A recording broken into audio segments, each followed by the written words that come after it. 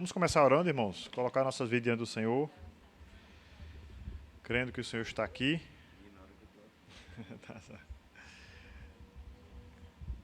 E acreditando que o Senhor falará aos nossos corações na sua palavra. Senhor, nós te louvamos e te bendizemos, te agradecemos por estar aqui na tua presença mais uma vez, mais um domingo. Te pedimos que o Senhor possa falar aos nossos corações, meu Deus, que nossa mente e o nosso coração esteja cativo à tua palavra e nós todos possamos verdadeiramente, meu Deus, aprender de ti, porque a tua palavra nos ensina que tu és manso e humilde de coração e assim acharemos descanso para a nossa alma.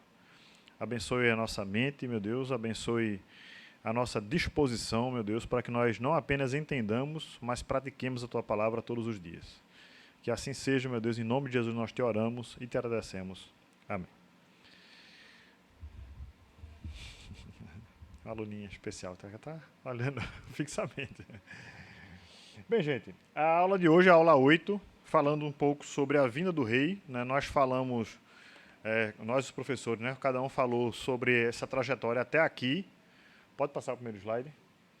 E o interessante é que a vinda de Cristo e a vida de Cristo, ele é o tema central da palavra de Deus, né? Então, tudo, a gente trabalhou um pouco da linha do tempo nas aulas anteriores, e todos os eventos, eles convergem para Jesus, tá?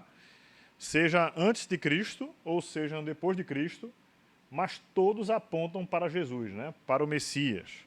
Isso por quê, irmãos? Porque antes de Cristo, tudo preparava para a vinda do Messias, né? A gente vê isso desde Adão, na verdade, quando Adão e Eva pecam, certo? E Deus ali já promete a vinda daquele, né, o filho da mulher, o herdeiro da mulher, o descendente da mulher, que ele iria esmagar a cabeça da serpente, e essa, por sua vez, iria atingir o calcanhar do filho da mulher, né? A partir daí, iria a inimizade entre aqueles dois povos, né? Entre o descendente da mulher, né, que seria Jesus, e todos aqueles que seguem a Cristo, certo? Ou seguem a Deus, de alguma forma, e também os descendentes da serpente, tá? Eu vou falar um pouco sobre eles hoje também. Então, depois de Jesus, não, pode voltar ainda. Depois de Jesus, então, irmãos, vem então os ensinos neotestamentários, tá? Que também apontam para o que Jesus lançou por base. Tá? Os nossos dias de hoje também só faz sentido nós estarmos aqui, por exemplo, porque Jesus veio, né? Porque Jesus veio, Jesus morreu, ressuscitou dos mortos. A gente vai falar um pouco sobre cada uma dessas etapas também da vida, morte e ressurreição de Jesus. Pode passar. Na aula passada, o pastor Mateus falou sobre a expectativa judaica do reino de Deus e do Messias. Então, a ideia que o judeu tinha em relação ao Messias é uma ideia baseada em algumas porções de textos, né? A gente vê vários outros textos, a gente vai ver que o Messias, Jesus, ele realmente ele se enquadra em todos, né, em todos os aspectos, sejam eles das promessas, sejam eles das profecias, né, sejam eles do cumprimento. Então, o cumprimento de Deus a partir de Jesus Cristo, da vinda do Messias, né, sendo Jesus Cristo, é muito mais amplo do que o judeu tinha em mente. Como, por exemplo, o judeu tinha em mente que o Messias seria um rei aguerrido, um rei que seria como semelhante a Davi, né, em vários aspectos. É por isso que a Bíblia também chama ele de filho de Davi, né, porque da linhagem de Davi ele viria. Mas quem é Davi? Davi era um guerreiro, né? Davi é aquele que, primeiramente, com uma idade muito pequena ainda, né, ele, na sua adolescência, alguns dizem, ou no começo da juventude, enfrentou Golias, né, tentou colocar a armadura de Saul e não conseguiu suportar, andar, se movimentar com a armadura de Saul. Para você ter ideia da proporção do tamanho de Saul, né, para o tamanho de Davi. Mas Davi é aquele que, quando ele foi para a guerra mesmo, né, e Davi matou muita gente, viu, irmão?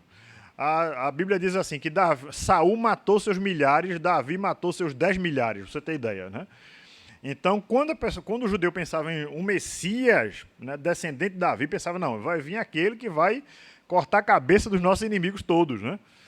Então, eles passando por aquele momento de opressão romana, como também já foi bem explanado na aula passada, eles tinham essa ideia, né? A expectativa judaica do reino de Deus, então, é que esse Messias rei, ele iria implantar fisicamente o reino de Deus. Tá?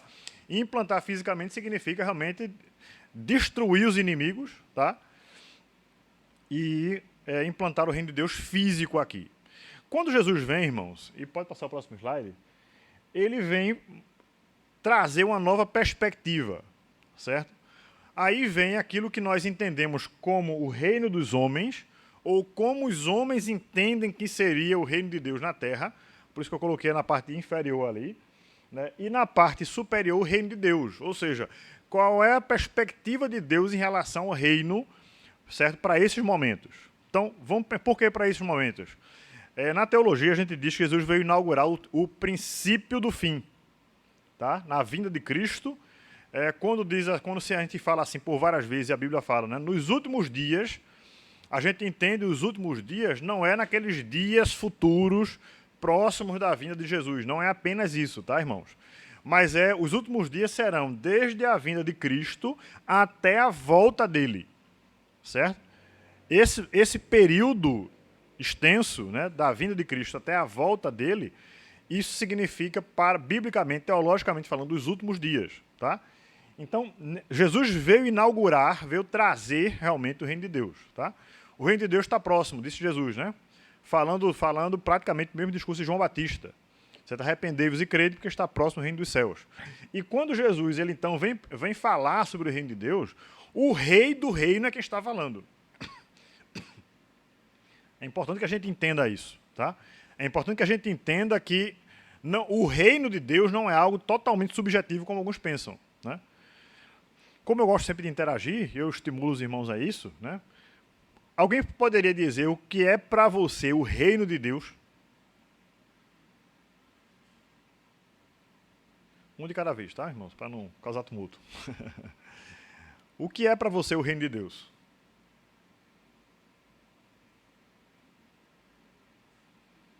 Tá um esperando pelo outro, irmão. Vamos lá. Acho que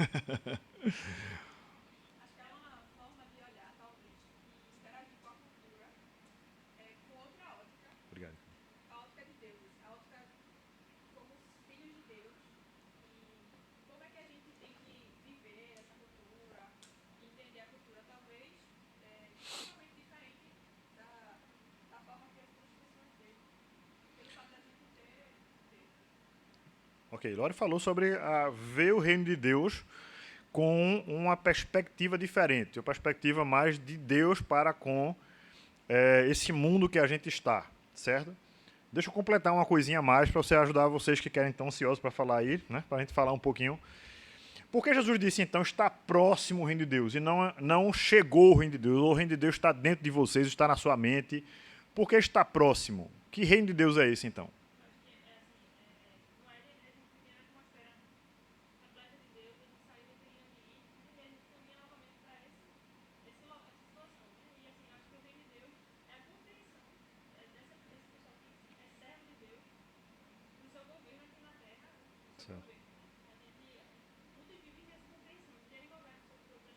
Uhum.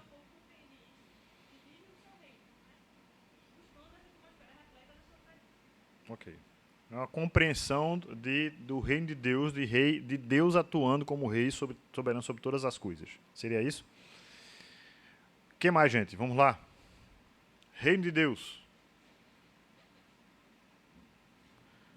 Quer ver uma coisa que às vezes a gente não se apercebe? Né? Você é reino de Deus. Tá? Isso. Deus domina sobre a sua vida. Né? Tem um versículo que fala justamente sobre isso. Né? E nos tornaste, nós fomos feitos reino de Deus. Tá? Então, reino de Deus significa que o reino de Deus é chegado, que ele chegou para mim. Tá? E o que significa chegar para mim? Significa que eu entendo hoje, né, todos nós estamos sob domínio de Deus, só que muitas vezes nós não entendemos isso e nós queremos fazer a nossa própria vontade.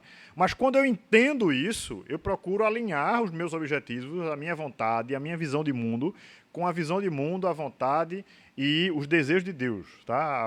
A vontade soberana de Deus na minha vida. Tá? Então, quando isso é uma realidade da minha vida, aí acontece em nós uma coisa que Paulo vai escrever lá em Romanos, capítulo 12, versículo 2, quando vai dizer o seguinte: transformai-os pela renovação da vossa mente ou do vosso entendimento, para que experimenteis. Ou seja, a conjunção aí no grego é uma conjunção, a gente chama de conjunção ina. É com a finalidade de que você experimente qual seja a boa, agradável e perfeita vontade de Deus. Entende? Então, a transformação na mente, a palavra transformar aí no grego é metamorfose. Tá? Então, é mudar a sua mente de tal forma que você não é mais o mesmo de antes. Certo? E aí sim faz sentido você entender que você é reino de Deus. Você. Pode falar. Uma comunidade dominada e dirigida por um rei, né? Por uma entidade maior que é Deus. Né? Isso. Né? Nós debaixo da autoridade de Deus. Né? E nós, se nós tivermos esse pensamento, irmãos, aí vem uma coisa interessante. Né? Aí vem algumas perguntas que podem surgir naturalmente. Mas, pastor, por que então há tantas denominações, né? E às vezes uma discute com a outra, né? O que é certo em relação a algumas coisas. Porque às vezes até numa igreja local, às vezes pequena, tem um irmão que não fala com o outro, porque algumas coisas assim. Porque falta essa metamorfose mais, irmão, na mente da gente. Tá? Falta a gente ler, entender e absorver a palavra, ser transformado pela palavra de Deus. Tá? Porque é tão difícil, veja só, hoje nós temos um grupo razoavelmente pequeno em relação ao número da igreja. Mas, normalmente, nas igrejas são assim. Tem igrejas históricas, irmãos, que tinham 2 cultos na semana, estão juntando os outros 2 cultos também, porque está tendo pouca gente em um culto e em outro, estão germinando os cultos para ter um pouquinho mais de adesão, ver se consegue mais um pouquinho mais de adesão.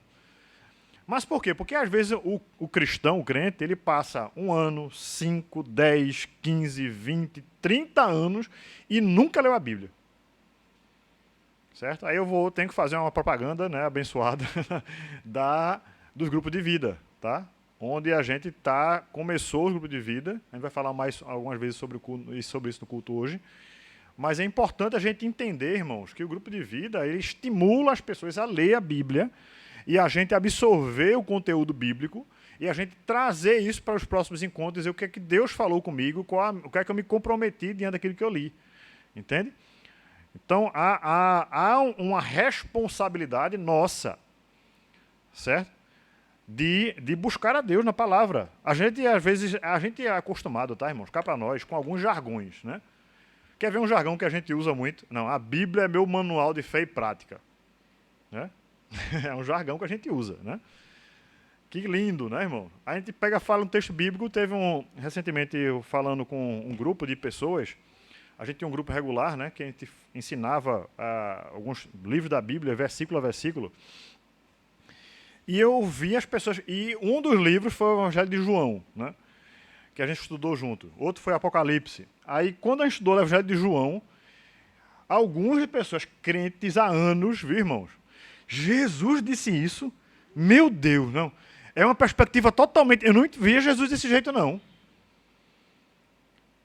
Aí teve até um adolescente lá, assim, uma jovenzinha, né, disse assim, rapaz, Jesus veio mais com uma voadora agora com os fariseus, porque, Jesus falou dessa forma aqui, nossa, eu estou aqui impressionado aqui, eu não vejo dessa forma, ou seja, aí eu me perguntando assim, então qual é o Jesus que você conhece? Mas, gente, isso é muito mais comum do que a gente imagina, tá? Não é à toa que Jesus falou para os saduceus, veja só, escute bem, viu, irmãos? Jesus falou para os saduceus, que era, historicamente falando, um dos grupos que mais conhecia a palavra de Deus do que até os fariseus, tá? Mais proeminentes, uma elite do colegiado, como a gente pode ver, bíblico-judaico, certo? A Jesus chega para esse grupo dos saduceus e fala assim, errais não conhecendo as Escrituras e nem o poder de Deus. Para aí foi uma lapada grande, entende, irmãos? Então, a gente precisa ser estimulado a aprender mais para que a nossa cosmovisão, olha, ela possa mudar. Às vezes, a nossa visão de reino, a nossa visão de agir de Deus, a nossa visão de quem é o próprio Deus está totalmente errada. Certo? E é por isso que lá no livro de Isaías, Deus diz assim, né? Converta-se o vosso coração, né? Porque os vossos caminhos não são os meus caminhos, nem os vossos pensamentos como os meus pensamentos.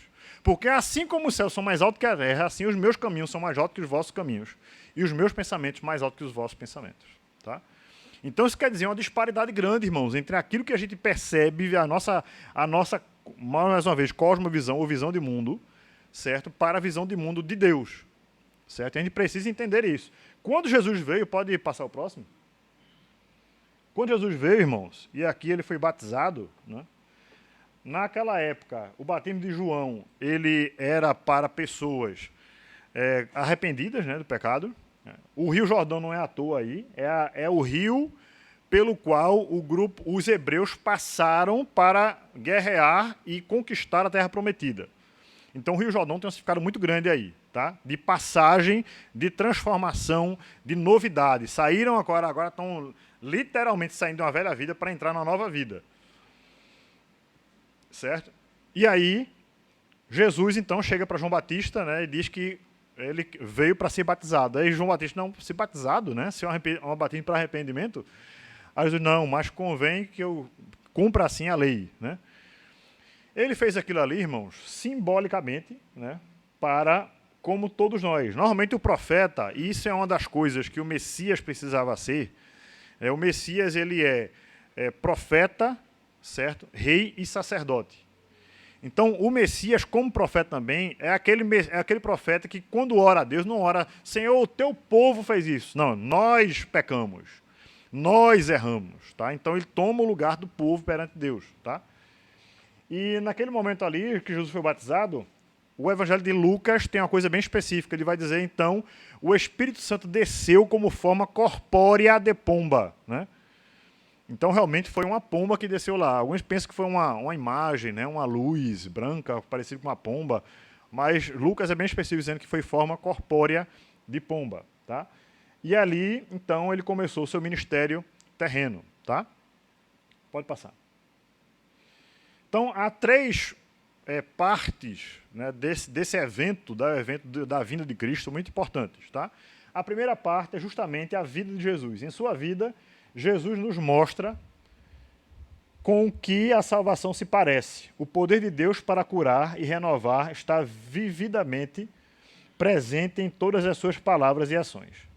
Tá? Então, o fato de Jesus curar, o fato de Jesus libertar pessoas, o fato de Jesus expulsar demônios, o fato de Jesus ressuscitar mortos, o que é isso tudo, irmãos? Alguém saberia dizer?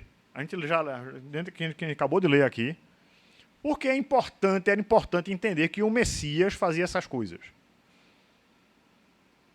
Isso é uma curiosidade, né? Enquanto você está pensando um pouquinho, você sabia, mas a palavra Messias é a mesma palavra Cristo. Tá? Messias é no hebraico e Cristo é no grego. Ambas palavras significam ungido. Tá? Não pense que o nome de Jesus era Cristo, o sobrenome de Jesus era Cristo. Tá? Como alguns pensam que o sobrenome de João, que batizava, era Batista. E não era, né? Batista significa aquele que batizava. Né? Ok? Bem, dito isso, irmãos, então, o que essas ações de Cristo para com as pessoas significavam?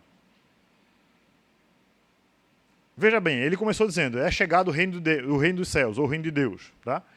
E depois ele vai acrescentar com essas ações. O que é isso?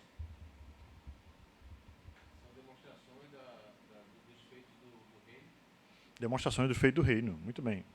Certo? Então, o reino de Deus é o que? É vida. Quando ele ressuscita, ele está mostrando que o reino de Deus é vida. Certo? Quando Jesus cura, o reino de Deus é saúde. Tá? Quando ele liberta, o reino de Deus é libertação. Tá? Amém, irmãos? Então, quando a gente vê, irmãos, hoje, sinceramente, pessoas injustas, né? Pessoas totalmente fora, avessas do caminho de Deus, fora da realidade de Deus, fora da verdade de Deus, e ver essas pessoas, entre aspas, bem, né? Seja de saúde, seja financeiramente falando, seja feliz, entre aspas, alegres, né? Às vezes nós somos levados a pensar, meu Deus, mas fulano é uma pessoa totalmente avessa às coisas de Deus e está aí, né? Bem alegre, esbanjando coisas, tem uma saúde de ferro e... Certo? A Bíblia fala de um salmo, né, lá de Asaf, que ele questiona essas coisas, né? Ele vai dizer, olha, eu vejo a pessoa que serve a Deus, eu vejo o ímpio prosperando. E qual é a diferença, então, entre um e outro, né? Aí depois ele mesmo vai escrever nesse mesmo salmo dizendo assim, olha, eu vi o final deles, o final do ímpio. Né? Tem uma frase que eu vi recentemente que eu achei muito interessante. Diz assim, olha, que a terra aqui, a nossa vida aqui, é o inferno para o cristão. Ou seja, é a pior, entre aspas, tá, irmãos? Entende o que eu vou dizer, né? É a pior fase da nossa existência que eu digo assim, desde o momento que você nasceu até a eternidade você vai viver com Cristo. Qual é a pior fase desse tempo todo? É aqui na Terra. Né? Porque você está passando dificuldades, você passa por dores, você passa por doenças, por perdas, por morte e outras coisas mais.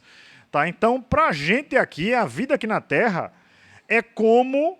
Entendo, estou dizendo que é ruim não, tá, gente? Necessariamente. Mas é como um inferno para a gente. Mas, ao mesmo tempo, a vida aqui na Terra é como o céu para o ímpio. Porque para ele, que vai passar a eternidade toda no inferno, aqui é o melhor momento da vida dele. Compreende? Então a gente tem que entender, irmãos, que a nossa expectativa e a nossa perspectiva não pode estar apenas aqui nesses poucos anos de vida. Tem que estar na eternidade. Certo? Porque senão alguns vão se abater, vão ficar contristados demais, preocupados demais, ansiosos demais, certo? Depressivos demais, né? Porque eles ficam muito preocupados com as coisas daqui, nesses nossos poucos anos de vida. Se nós atentarmos para a realidade futura que nos aguarda, certo? Aí nós vamos dizer, não, mas isso aqui daqui a pouco vai passar. Estou vivendo isso, estou passando por aquilo, estou passando tal momento, mas daqui a pouco vai passar. Certo? Eu vou estar com Cristo eternamente. E lá não haverá choro, não haverá dor, não haverá tristeza, não haverá morte. Amém, irmãos? Amém. Graças a Deus. Então, quando Jesus veio na vida dele, ele mostra exatamente isso, né? O poder de Deus para curar, renovar, e está presente também nas suas palavras e ações. Pode passar. Alguém pode ler essa parte aqui?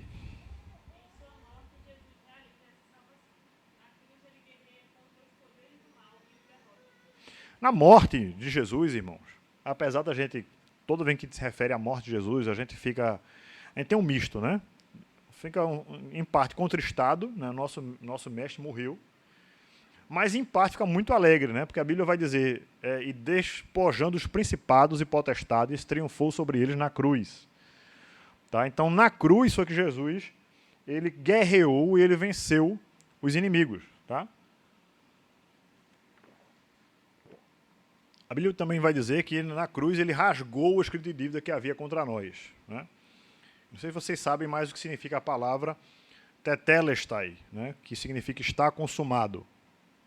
Essa palavra significa quando alguém é preso nas prisões romanas, colocava os crimes pelos quais ele estava preso ali, né? E quando ele cumpria, um exemplo, fulano roubou, quebrou, não sei o quê, invadiu propriedade, então ele está preso por 10 anos. Quando ele cumpria o tempo, então, aí vinha a autoridade romana e carimbava naquela escrita de dívida ali contra ele, certo? E colocava essa palavra, tetelestai, né? Significa está consumado, está paga a dívida. Ok? Então, quando Jesus ele disse isso na cruz do Calvário, ele quis dizer que o nosso escrito de dívida, aquilo que havia contra nós, né, que nos levava à prisão, nos levava à escravidão do pecado, certo? Estava pago. Certo? Ele pagou o meu e o seu pecado, para que nós pudéssemos viver, então, em liberdade. Amém? Pode passar o próximo. E na ressurreição, irmãos, na sua ressurreição, Jesus abre porta à nova criação, certo? Quando, lá em João capítulo 3, Jesus vai falar, né, que nós somos nova criatura, ou nova criação também, tá? O termo, alguns entendem aí que a tradução melhor até seria nova criação. E em seguida deixa essa porta aberta e nos convida a nos unirmos a Ele. Né? É por isso também que o texto do apóstolo Paulo vai dizer que o unigênito se fez primogênito de muitos irmãos. Né? Então ele veio inaugurar um tempo novo para nós. Que tempo novo é esse? Né? Como é que o judeu acreditava que a pessoa iria passar para a eternidade? Era algo meio difuso, não tinha algo muito claro na mente dos judeus em relação à eternidade. Certo? No Novo Testamento há vários ensinos em relação à morte e à ressurreição nossa, não só da alma, mas também da carne. Certo?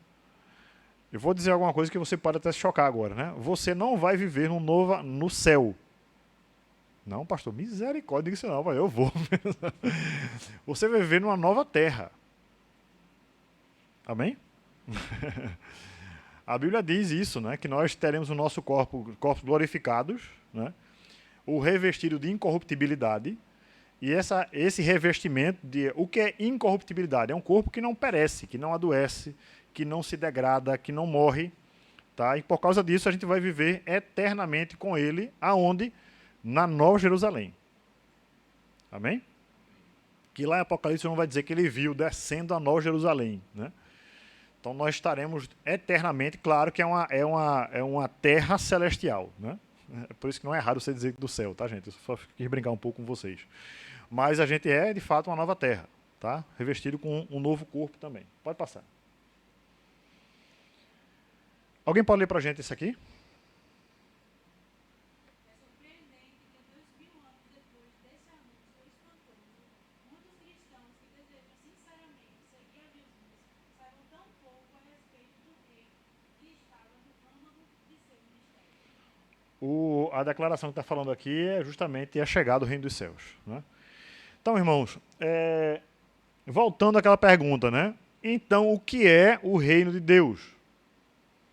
Agora vocês já podem responder de uma forma mais clara também, né? O que é o reino de Deus, então?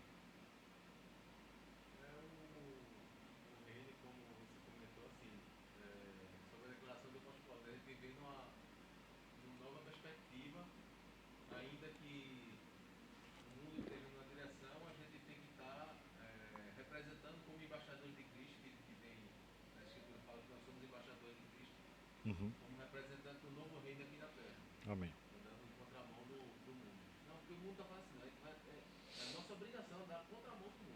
Amém. Amém. A nossa mente, a nossa forma de ver as coisas, a nossa forma de agir, nossa forma de falar, nossa forma de pensar, ela precisa ser diferente. Tá? Que nenhum de nós seja como Monique Evans, né? Monique Evans, ela deu uma declaração um tempo atrás, não sei se alguns conhecem, né? Só acho que os mais antigos. Uma mulher muito cheia de coisa ruim. E ela deu uma declaração seguinte: olha, eu entreguei a minha vida a Jesus e não tive que mudar absolutamente nada na minha vida, né? Aí eu achei assim, acho que ela não entendeu bem o que é entregar a vida a Jesus, né? Então, isso, gente, é muito mais comum hoje do que a gente imagina. Tá? O que eu estou falando? É das pessoas imaginarem que servir a Deus é um adendo à vida, é uma coisa a mais. Olha, antes eu vivia, não buscava Deus.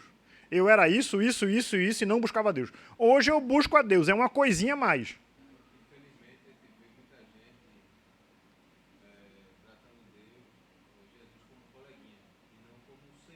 Aham, sim. Sim, exatamente. Exato. Tem uma frase que diz assim, Ricardo: Jesus não pode ser salvador de quem não é Senhor. Né? Então, se nós formos realmente servos de Cristo, né, aí faz sentido, então, nós entendemos que nós somos, então, salvos por esse Cristo a quem servimos. Tá? Então, essa mudança nossa, irmão, ela começa na mente, certo? Ela começa a partir da mente de atitudes, porque a fé também sem obras é morta. Tá? Então isso me norteia para uma outra direção, isso me leva para ser diferente. Tá? É exemplo disso, o apóstolo Paulo, né, que estava indo em direção contra a igreja e depois vai na direção em que a igreja está indo também. Entende? Conversão é justamente isso. É como você está dirigindo, né? Aí tem uma plaquinha aqui fora assim, né? Conversão à direita. Você estava indo num sentido e vai agora no sentido oposto. Tá? Só para a gente rir um pouco, né? Teve uma vez uma pessoa que disse assim: mas, rapaz, eu não vejo... O pessoal fala de diabo, de Satanás. Eu não vejo Satanás agindo em canto nenhum. Aí uma pessoa ouviu e fez assim: pois experimente ir no sentido contrário que ele está indo, né? Você está indo no mesmo sentido que ele está indo. Se você for no sentido contrário, você vai esbarrar com ele. Mas é de fato, gente, o mundo está andando de mãos dadas com o inimigo e não percebe, acha que Deus não existe, acha que o inimigo não existe, porque está andando de mãos dadas com o inimigo, do lado dele. Quando nós, então, tomamos, nós nos convertemos indo para o sentido contrário, então a gente esbarra nessas coisas do mundo. Tem hora que você precisa tomar decisões difíceis, certo? Por quê? Porque o mundo, a visão do mundo, certo? O mundo jaz no maligno, diz a palavra de Deus, não é à toa. O sistema que governa esse mundo, certo? É um sistema, foi entregue ao inimigo. A gente precisa entender isso para que a gente possa ir contra essas coisas, contra a palavra de Deus. Certo? Essas coisas são contrárias à palavra de Deus, a gente precisa ser contrário a isso. E isso vai levar um choque. Certo? Vai levar separações. Certo? Vai levar a, muitas vezes, você não conseguir estar em certos meios que você estava antes. Certo? Você tem que ter um atestado de óbito mesmo. Você morreu para esse mundo. Tá? E vive para Deus. Pode passar o próximo. Veja o que Jesus falou, coisa interessante. Deixo-vos a paz, a minha paz vos dou, não vou lá dou como o mundo a dá. Não se turbe o vosso coração, não se atemorize. João 14, 27. Ora, o Império Romano tem uma coisa interessante. Né? Foi falado isso um pouco na semana passada e queria explorar um pouquinho mais isso também. Era chamada paz romana. Né?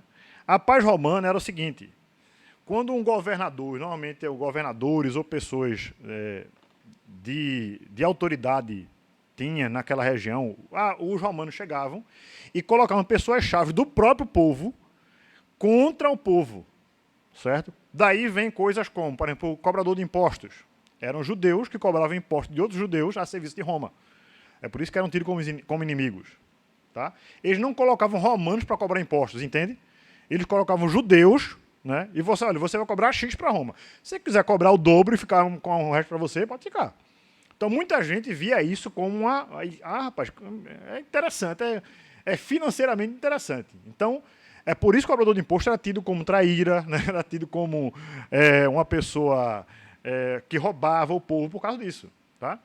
Então, além disso, ele pegava algumas pessoas chaves, né? Quem já viu aqui o filme Ben-Hur, por exemplo, o antigo, tá, gente? Que é o bom, né? O novo não é tão bom, não. Mas o antigo é muito bom. É um dos melhores filmes que eu já vi, né? Sem sombra de dúvidas. Mas o filme vai mostrar isso, né? Que eles queriam aliciar a família de Ben-Hur para que eles pudessem servir ao Império Romano, ser como escutas e trazer informações privilegiadas a Roma. E eles não quiseram, né? E daí vem toda a coisa, não vou falar muito, então quem quiser ver o filme, né? Mas... Então, governantes surgiram assim também. Então, a paz romana é aquela paz do seguinte: nós vamos governar sobre vocês, mas vamos manter aquela negociata. É por isso que também, quando Jesus foi preso, vendo aquela divisão no povo, aquele tumulto que Jesus estava causando, aí quiseram o quê? Soltar um dos presos. Né? Rapaz, esse homem está tumultuando muito. Será que eles querem libertar ele? Certo? Vamos fazer aquilo que a gente pode fazer, libertar um preso, né, para a gente apaziguar meio um pouco a multidão. Vocês querem libertar quem? Né? Como é costume da Páscoa libertar um preso. Veja só. Né? Vocês querem que liberte quem? Não, nós queremos que liberte Barrabás, né, porque foram incitadas a multidão para ir contra, mas aquilo ali faz parte da paz, ou da pax, né, porque no latim é PAX. Então, a paz romana é uma paz de negociatas, é uma paz de você vende algo, você dá algo, você vende seus princípios para receber alguma coisa em troca. Jesus, nesse pensamento, vai dizer: eu não deixo-vos a minha paz, não vos dou a paz como o mundo. Ele está falando sobre a paz romana aí. Não é a paz que você vai ter que entregar alguma coisa, você vai abrir mão de princípios, você vai deixar de ser correto. Não, é uma paz verdadeira. É você sendo correto, você sendo honesto, você cumprindo os princípios corretos. Aí sim você vai ter essa paz que excede ao entendimento. Certo? Ou seja, mesmo que você passe por situações difíceis, você vai ter a paz dentro do seu coração. Tá? Isso é promessa, viu, irmãos? Então, há momentos que a gente passa... pastor, mas há momentos que a gente passa que a gente não tem paz, que a gente perde coisas, que a gente luta, que às vezes a gente está uma aflição enorme, né? Tá, meu irmão, mas você lembre que você tem dentro de você, Deus já lhe deu a paz, e você pode pedir isso a Ele. É sempre melhor, né? Então, a porta estreita é sempre melhor, né, irmãos?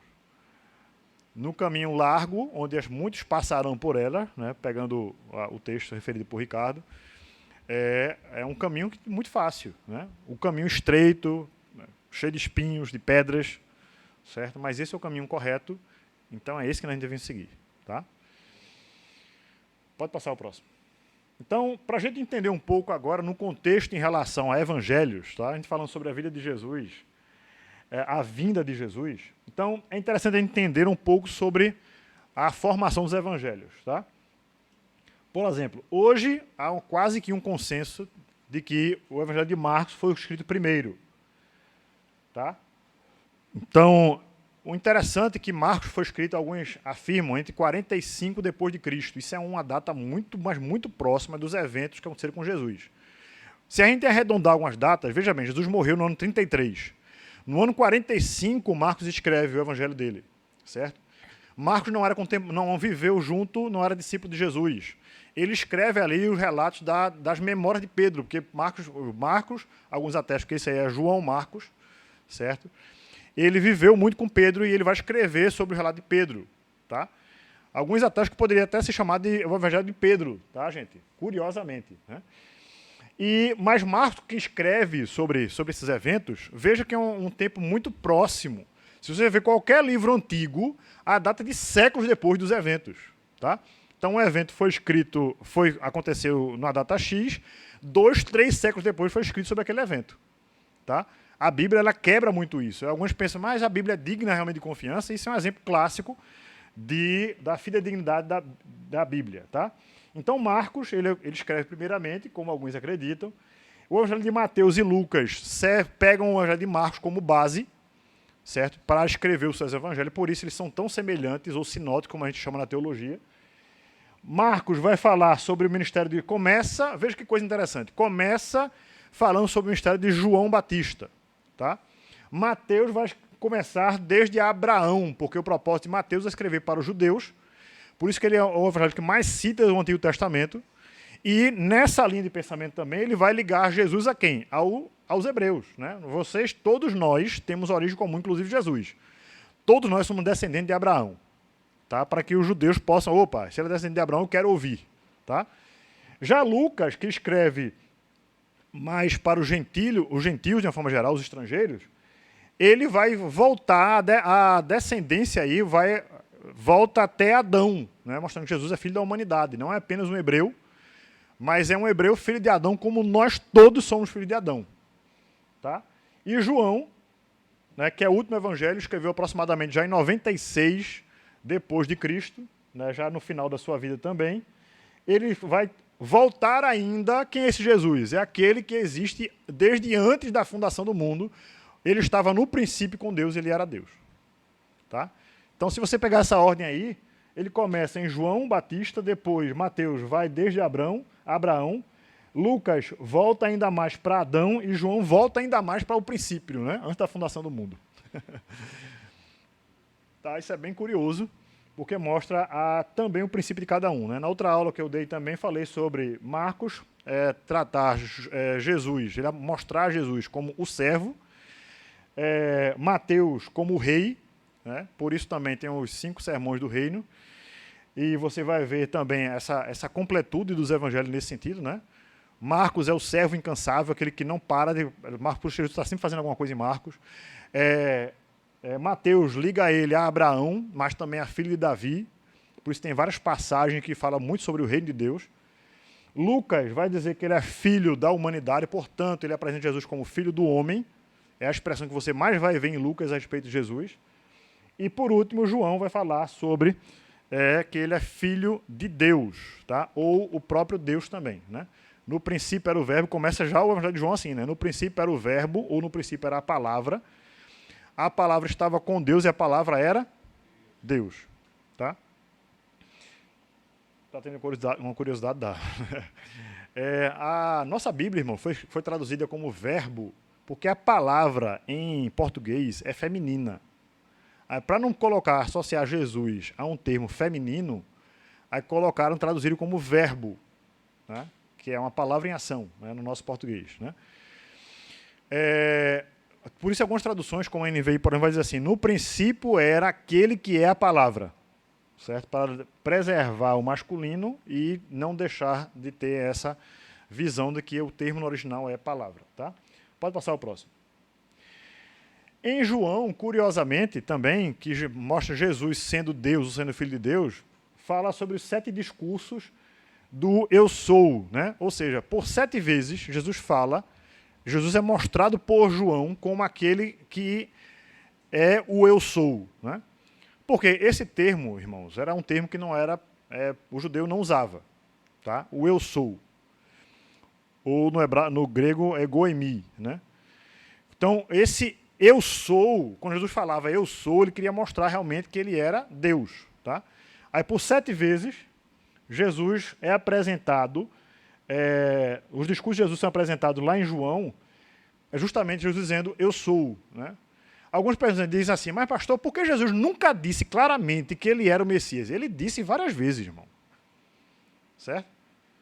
Senhor, onde está o Messias? É esse que fala contigo. Esse foi uma vez mais claro que Jesus falou. Outra vez Jesus falou muito claramente, né, que ele era Deus também. Antes que Abraão existisse, eu sou. Certo? E está falando claramente ali que ele é Deus. Certo? Então as pessoas viram isso e o judeu entendia tanto que ele estava dizendo que ele era Deus ali, que eles pegaram em pedras, é blasfêmia, a pedra desse homem que está se fazendo igual a Deus. Né? Eu sou filho de Deus. Né? Ele está dizendo que é filho de Deus e está dizendo que é igual a Deus. Certo? Naquele contexto ali, que é diferente do contexto de hoje em dia, você dizer que é filho de Deus, ele estava dizendo que era igual a Deus ali. Tá? Então, voltando para cá, o 7 discurso de eu sou, Jesus vai dizer, lá em João 6, eu sou o pão da vida. João 8, eu sou a luz do mundo. João 10, eu sou a porta das ovelhas. No verso 10 do capítulo 10 ainda, eu sou o bom pastor. Eu sou a ressurreição e a vida, capítulo 11. Eu sou o caminho, a verdade e a vida, 14. E eu sou a videira verdadeira. Só João traz essas informações, tá, irmãos? Por quê? Porque o propósito de João é mostrar que Jesus é Deus e que ele disse isso várias vezes. Aí você pode dizer, mas pastor, por que tem coisas que há em um evangelho e não há em outro evangelho? Certo? Na outra hora nós falamos sobre as discrepâncias que é interessante nós termos em relação ao relato que existe. Quando acontece um evento e todo mundo relata de uma mesma forma, certo? Normalmente é porque combinaram aquilo ali, certo? Num evento que houve testemunhos diferentes, tem que haver que a gente chama de discrepâncias em relatos, tá? Não são erros, tá, irmão? Mas relatos são discrepâncias que cada um tem um enfoque diferente. E no caso do Evangelho, além disso, também tem a questão de propósito da carta. Cada um escreve com um propósito diferente. Ou, da carta, não, perdão, do livro, tá? Pode passar o próximo. Irmãos, uma pergunta que não quer calar, né? Já que Jesus é servo, certo? É rei, Jesus era filho do homem e também filho de Deus, na terra, né, com o ministério terreno dele, que é o nosso foco da palavra da lição de hoje. O poder de Jesus, ele vinha da onde? De Deus, mas veja bem, Jesus é Deus também. Quando você fala de Deus, você está sendo muito genérico, né? As coisas que ele praticava vem do Pai e está nele.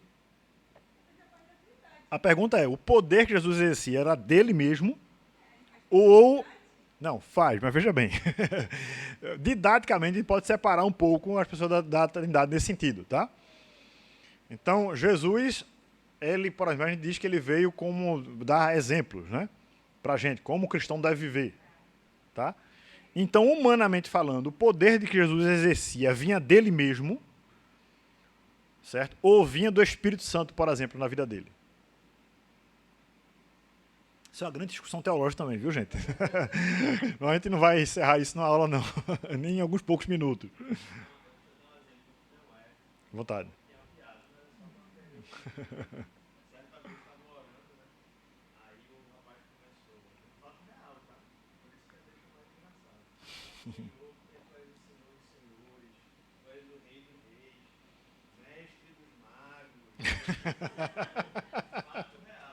Mestre dos magos.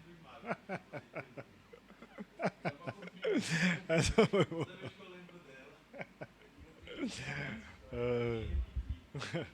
Foi boa, foi boa. Uma vez muito desenho. Caverna do Dragão.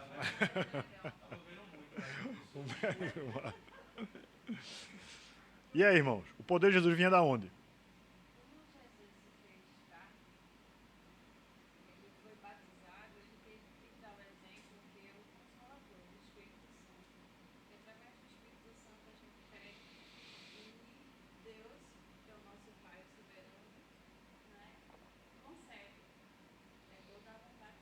Então você está dizendo que o poder de Jesus vinha do Espírito Santo.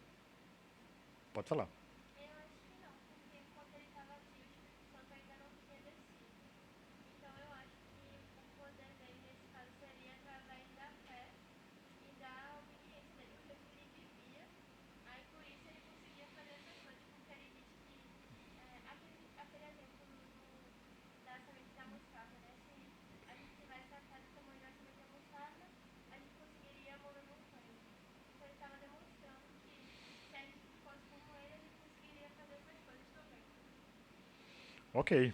E aí, gente? Vinha dele, vinha do Espírito, vinha de quem? Quando começou o ministério terreno de Jesus, tem um episódio que muita gente esquece, né, que é quando Jesus foi na sinagoga.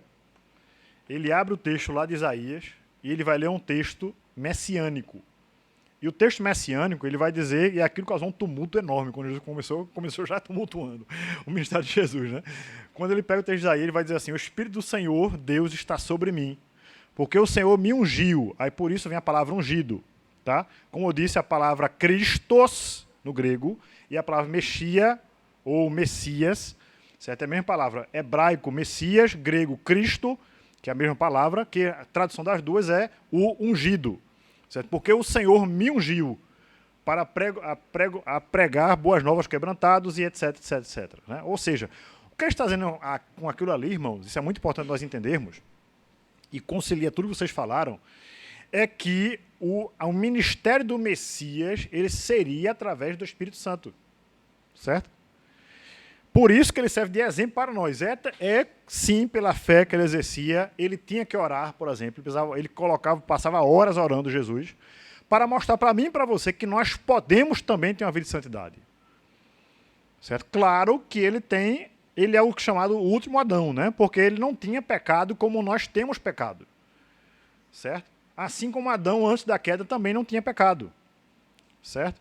Mas é interessante a gente entender que Jesus ele é aquele que vai mostrar para a gente que a gente deve manter comunhão com Deus, a gente pode andar no poder do Espírito Santo. Certo? Então, o poder que Jesus exercia é o poder do Espírito para com ele. Certo? Claro que você não pode divergir. Entenda bem, irmão, a gente está falando isso de uma forma didática, tá? Tem hora que a gente vai dizer, quem faz mais isso é o Espírito, quem faz mais isso é o Pai, quem faz isso é o Filho. Há realmente ações diferentes. O pai enviou o filho. A gente não pode dizer que o filho se enviou. Entende? Mas, ao mesmo tempo, foi o filho que se entregou. Tá? Quem é que habita em você? Quem habita em mim é o Espírito Santo. Mas você não pode conceber que há uma separação assim de Jesus e do Espírito dentro de você. Entende? Tem coisas que a gente fala didaticamente, certo? Mas tem outras coisas que a gente não pode... Por exemplo, no céu, você vai querer dar um abraço a Jesus? Eu vi um candidato a pastor se enrolar todinho quando foi aprofundando mais nessa pergunta, viu, gente? No concílio que teve na denominação que fazia parte, na congregacional. Ele escreveu uma tese sobre a Trindade, né? E aí foi passar para uma banca de examinadores, e naquela banca lá, aí disseram assim, olha, quando você estiver no céu, me diga uma coisa, você vai querer dar um abraço em Jesus? Com certeza, com certeza. Eu vou querer dar um abraço em Jesus. Aí, muito bem, você vai querer dar um abraço no Pai? Aí ele, no Pai? Se puder, né? Se puder, eu vou dar um abraço no Pai. Você vai querer abraçar o Espírito? Aí ele parou assim, como é que seria abraçar o Espírito? Aí ele fez, olha, realmente eu não sei. Aí um dos pastores mais antigos da banca fez assim, muito bem. Você respondeu muito bem agora. Nem tudo a gente sabe. Certo? E a gente não precisa saber de tudo. Certo? A gente tem que ter humildade para dizer certas coisas, para parar e dizer assim, olha, realmente isso aqui eu não sei. Tá? A gente precisa calar quando a Bíblia silencia, tá, irmãos? Porque a gente vai trazer responsabilidade. Porque a partir dali vai ser o homem falando e o homem não faz coisa nenhuma. Né? Mas quando Deus fala, aí ele diz, a palavra que sair da minha boca não voltará para mim vazia, mas cumprirá todo o propósito para o qual eu a designei. Amém? Então, tenhamos sempre responsabilidade em relação à palavra. Muitas vezes assim, pastor, isso aqui, olha, com certeza eu acho que isso aqui é assim. Né? Mas não tem um embasamento bíblico. Né? É muito comum eu ver pessoas respondendo assim, olha, isso aqui, irmão, o que é que você acredita que é? Eu acredito que é isso. Então, me diga um versículo que apoia o que você está dizendo. Tem aquele que... Né? Mas não tem, às vezes. Tá? Então a gente deve afirmar categoricamente aquilo que a Bíblia afirma categoricamente. Tá? Aquilo que a Bíblia silencia, tem a humildade de silenciar também. Amém? Alguém queria falar mais? Aqui? Não? Pode passar o próximo. Irmão, Jesus, uma das coisas que ele mais fez aqui na Terra foi confrontar líderes religiosos. Né? Então, há um cuidado que nós precisamos ter, diante disso que a gente acabou de falar, inclusive, que é o cuidado com a palavra. A palavra não pode entrar apenas na nossa racionalidade, certo? É feito uma vez, eu ouvi uma frase e dizia assim, a pessoa, muitas vezes, ela deixa de ser salva por 2,5 palmos. Né? Ela entende as verdades do reino, mas não desce para o coração. Né? Acho que alguns ficam, será que é 2,5 palmos mesmo? Mas a palavra de Deus não deve ser apenas entendida, ela tem que ser crida. Certo? Não adianta, irmãos, e uma vez eu estava discutindo com uma pessoa que se dizia agnóstica, depois, graças a Deus, ele disse que acreditava em Deus, mas não adianta eu racionalizar as coisas. Tem uma vez que eu estava num embate com ele sobre questões lógicas, ele falando algumas coisas, eu dizendo outras coisas, graças a Deus, assim, ele foi convencido das coisas. Rapaz, você está dizendo realmente tem sentido, viu? Aí, depois de horas, para você ter ideia, ele foi dormir de 2h30 da manhã, né? Um debate começou de 10 da noite.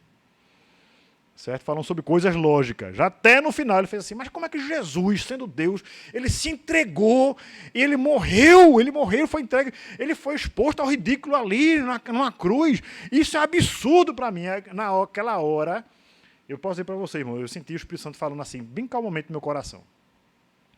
Não explique.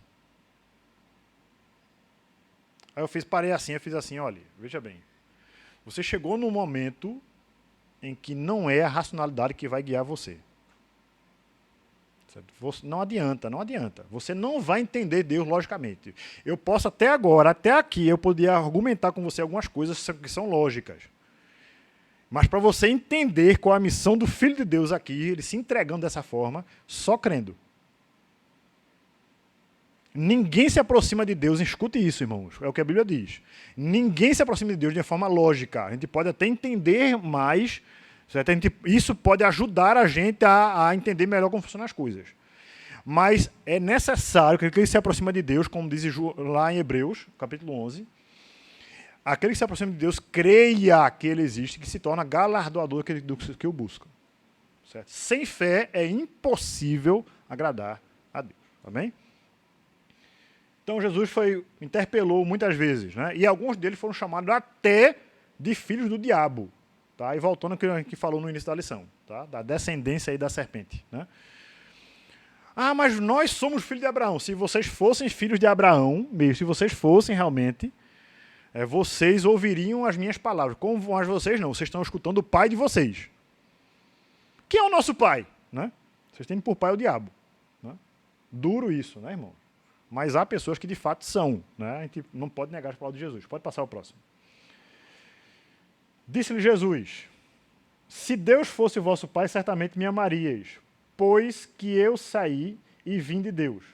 Não vim de mim mesmo, mas ele me enviou. Tá? Então, irmãos, aquele que é de Deus, ouve as palavras de Deus. Né? Ou vai ouvir um dia. Né? Tem pessoas que não escutam naquele momento, mas um dia vai ouvir. Certo? Não, a gente não pode dizer também que aquele que não ouviu a palavra de Deus naquele momento, não, aquele não é Deus. Não prega mais para ele, não. Não é assim, a gente sabe que não é assim. Tá? Mas aquele que passa a vida inteira e não escuta a palavra de Deus, porque aquela pessoa não é de Deus, irmãos. Tá? A gente não pode querer ser melhor do que Deus também. Ah, Deus quer que Deus salve a todos. Deus não vai salvar todos. Certo? Deus vai salvar a muitos, como diz lá em Isaías 53. Pode passar o próximo.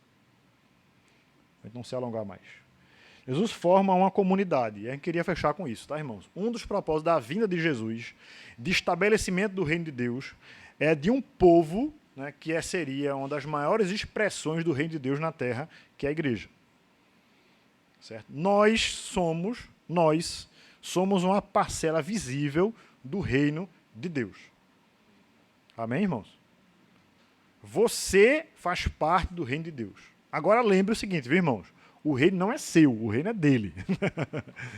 Venha a nós o vosso reino. Seja feita a vossa vontade, certo? Como bem disse o pastor Mateus no outro momento aqui, no culto, né? O pão é nosso, mas o reino é dele. Tá? O reino é de Deus, tá, irmão? Não vamos pensar, vamos reinar, cada um quer, né? Se o rei, nós somos filhos do rei, a gente tem que ter o melhor da terra, como vê alguns distorcendo a Bíblia, né? Para proveito próprio. Não é isso que a Bíblia ensina. Mas se fosse assim, a Bíblia ensinaria Paulo seria uma pessoa um dos mais miseráveis no sentido de sucesso ministerial, né? Paulo vai morrer só, né? Vai dizer que sofreu perseguições, naufrágios, foi apedrejado várias vezes. Tá? Todos me abandonaram, diz Paulo no final do seu ministério. Tá certo? Então, para alguns, né, dessa teologia, que nem de teologia não tem nada, é uma filosofia muito, muito fraca, que não se sustenta, Paulo seria uma pessoa totalmente... Né, e Jesus mais ainda, né, morreu crucificado, exposto. Né, então seriam pessoas derrotadas ministerialmente, mas muito pelo contrário. Porque Paulo é assim como nós precisamos entender, Paulo entendeu. Quando sou fraco, então é que sou forte. Porque o poder de Deus se aperfeiçoa na fraqueza. Amém?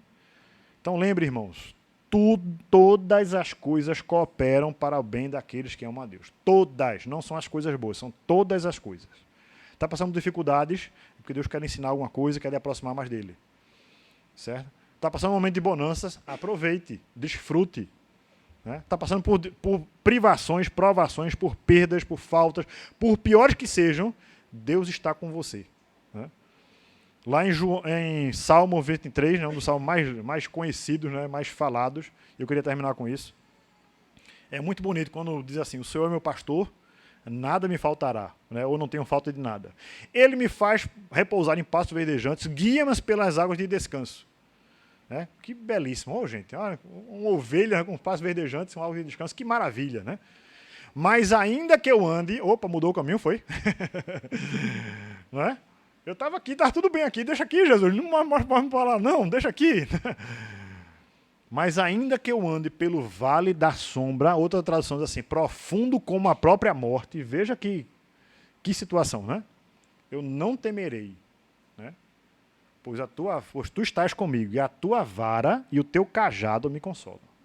Né? A vara, para a gente terminar, restaurou o tempo, a vara é um instrumento curto, onde o pastor batia nos lobos, né? nas feras que viriam contra o rebanho.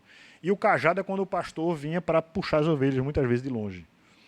Tá? Deus é aquele que guarda, que cuida e que aflige o inimigo a seu favor. Tá? Então lembre disso. Né? Aquele que é a vida estará com você mesmo no vale da sombra da morte. Amém, irmãos?